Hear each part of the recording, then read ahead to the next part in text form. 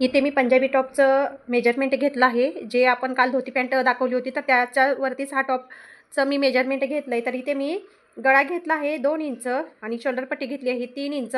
जेवढा गळा आणि शोल्डर पट्टी आहे ना 2 इंचाला थोडासा कमी आहे 1-2 सूत. तर तेवढाच मुंडा घ्यायचा आहे आपला. मुंड्याला असा आकार देऊन घ्यायचा. पुढचा गळा घेतला आहे 3.5 इंच. पाठीमागचा घेतला आहे 3 इंच. दोन्ही बाजूनी मला चौकोनीच गळा करायचा आहे.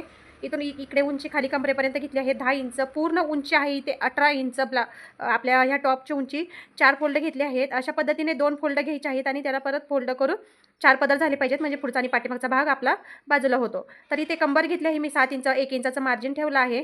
तर हे जे आपलं मार्जिन आहे त्याच्या पुढे एक अर्धा इंच असं थोडंसं जास्त घेऊन अशा पद्धतीने कटचा आकार देऊन घ्यायचा. इथे कर्व करून घ्यायचा आणि कटिंग करून घेऊया.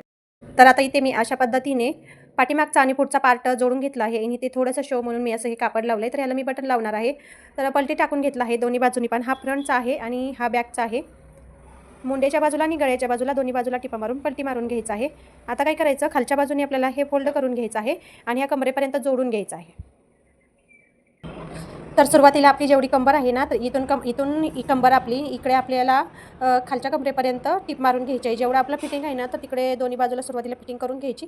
आता इथे आपल्याला कट द्यायचा आहे. आता कटसाठी काय करायचं, मी अशी एक मोठी टिप मारून घेतली. ही टिप आपल्याला उसवायची आहे. तर दोन्ही बाजूने आपल्याला मारून घ्यायची आहे. आणि आता काय करायचं, अशा पद्धतीने इकडून फोल्ड करून इकडे टिप मारायची आहे. परत इकडून इकडे घ्यायची आणि इकडं परत फोल्ड मारून इकडून टिप मारून घ्यायची. इथे आपण बरोबर मध्ये टिप मारलेली होती, ही टिप मारली होती. तर त्या टिपला बरोबर इकडे कोपऱ्यापर्यंत घ्यायचं आणि असं फोल्ड करून घ्यायचं. तर इथे आलं आहे आपलं, वरच्या टोकापर्यंत आलं आहे. तर इथे आपली जी फिटिंग आहे ना, तर ही फिटिंग इथं आली आहे. तर आता काय करायचं, हे न उचलताच आपल्याला असं फिरवायचं आहे. इथे जे आपला कट दिसतोय ना, तर अशा पद्धतीने कट आला पाहिजे. तर इकडे पण बरोबर फोल्ड करून हे चौकोनी करायचं आणि इकडून खालीपर्यंत टिप मारून घ्यायची. तर अशा पद्धतीने आपला हा टॉप तयार झाला आहे. इथे पण मी टिप मारून घेतली आहे. जर जास्त फिटिंग वाटत असेल तर ही टिप काढून टच बटन किंवा शोचं बटन पण आपण वरती लावू शकतो. तर सरळ करून पाहूयात कसा झालाय.